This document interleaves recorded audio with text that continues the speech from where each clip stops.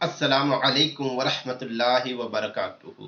شب قدر کی دعا کون سی دعا ہے جو اس رات میں زیادہ سے زیادہ پڑھنی چاہیے؟ آئیے سنتے ہیں حدیث پاک۔